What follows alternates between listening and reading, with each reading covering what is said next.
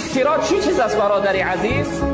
یک راهی هست که به نهایت باریک، در یک روایت جناب پیامبرتن از موی سر باریکتر، از دم تیغ تیزتر در بالای دوزخ کشیده شده است.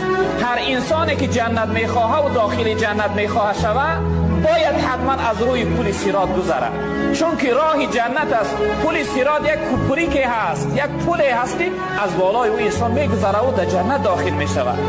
این پل صراط چقدر است مسافش؟ پیغمبر بزرگوار گفتن که 1000 سال انسان بالا میبراید در اون راه باریک، 1000 سال بالا میبرایی، 1000 سال دیگر راست میروی، بعد از آن 1000 سال دیگر پایان میخنبی.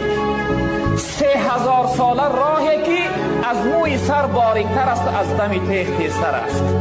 برادر عزیز بزرگوار، کدام این جمعیت جرأت میکنه دست برداره بگه من گذشتش میتوانم؟ لایکی